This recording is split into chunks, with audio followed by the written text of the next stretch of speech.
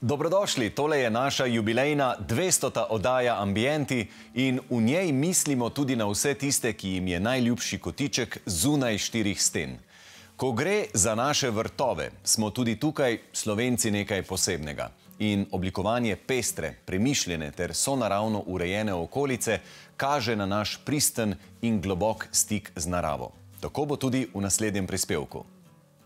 Spoznali smo par, ki mu največ pomenita vrt in svet rastlin. Tolikšne predanosti ne srečamo pogosto, zato ne preseneča, da je njun rajski vrt zelo velik, vsebinsko bogat in poln življenja. Alenka in Samo sta blizu Logatca ustvarila enega najbolj pestrih, sonaravno urejenih vrtov pri nas. Nekdanjo gozdno jaso sta spremenila v okrasni vrt, na katerem sodelujeta z naravo.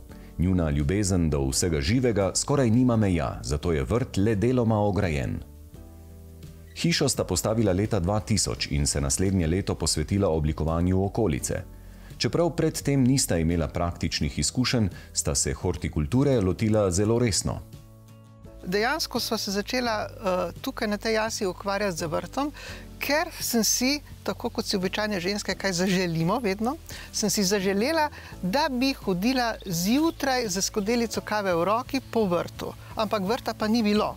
In kaj nam je prestalo drugega, kot da se lotiva vrta? In sva začela jasno študirati. Vzela sva v roke veliko literature, veliko knjig, ugotovila sva, da je to tudi premalo, da literatura je pomembna, ampak pomembne so pa tudi izkušnje. No in te izkušnje so nam pa posredovali številni prijatelji, ki so že imeli vrtove in tako je v nekaj letih nastal vrt, ali pa bolje, če rečem, je nastajal vrt, ker vrt še vedno nastaja. Cela parcela je velika 5500 metrov, nekje polovica, pa nekaj več kot polovica pa je spremenjena v vrt. Ja. Začela sva pa nekoliko idealistično, ker so hotela imeti travnik, cvetoč, bogat travnik, za katerega so pa ugotovili, da sicer zelo lep, ampak ko rastline nekako cvetijo in pade prvi dež in se ta trava poleže, jo je zelo težko odstraniti in zato so potem opustila to idejo. Z nekaterimi izjemami še vedno lahko vidite, da puščava ivanščice, sicer so pa ostalo naredila cvetlične grede.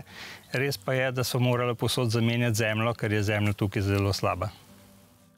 Zapomnil sem si vaš stavek, ker se mi je zdel prav izviren, da tukaj poleti, ko pripeka in ko se zemlja posuši, še lopate ne morete zasaditi. Točno tako, iluca je tako trda, da brez krampa ali ravnice tukaj nič ne narediš, z lopato tudi ne, in zato je bilo treba posod, kjer vidite, da rastline in rože uspevajo, je posod zemlja zamenjena.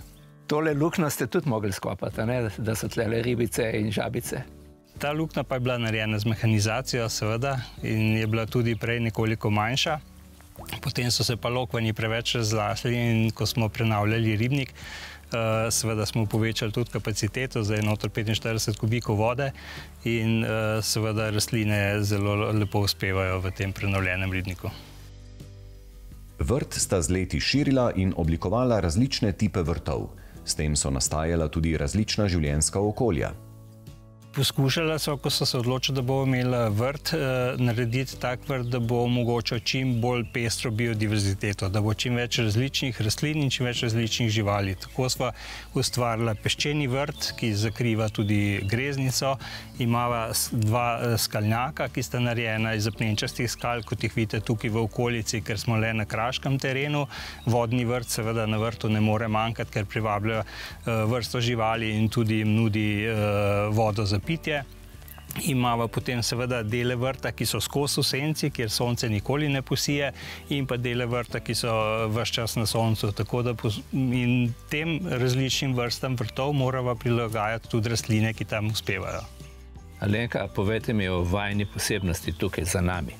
Ja, to je pa v bistvu, bomo rekli, gozdni vrt, kajti za hišo imava le veliko gozda in ugotovila sva, da lepo cveti. vendar sva poskušala še temu cvetenju, zlasti spomladi, tam februarja, marca, malo pomagati in preoblikovati v toliko, da sva dodala zemljo.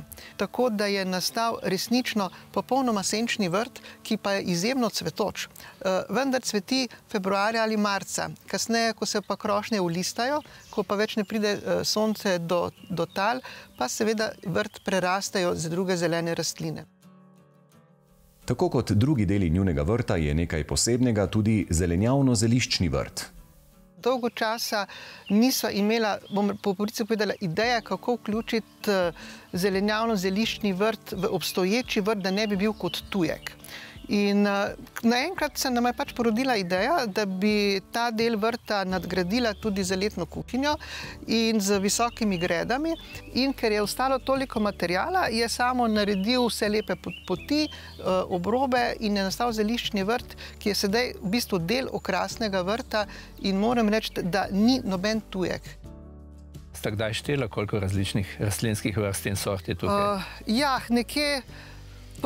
Sva se tega lotila, ampak sva ugotovila, da je to Sizifovo delo. Pri 2000 različnih sva nehala, nima smisla, kajti ustvarjati vrt pomeni, da tudi veliko rastlin umre. Zlasti na začetku, ko si začetnik, ko delaš tudi veliko napak. Po nekaj letih postaneš pameten in potem začneš izbirati rastline, ki uspevajo v okolju. Med tisoči okrasnih rastlin so med našim obiskom na vrtu pogled najbolj pritegnili barviti cvetovi potonik.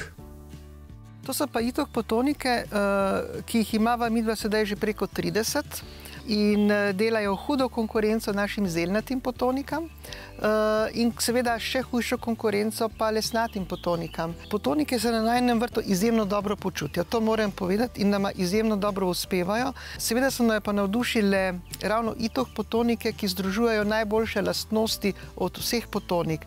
Se pravi, jeseni lepo pridno odmrejo, da nimamo težave z mrazom in spomladi zelo lepo zacvetijo.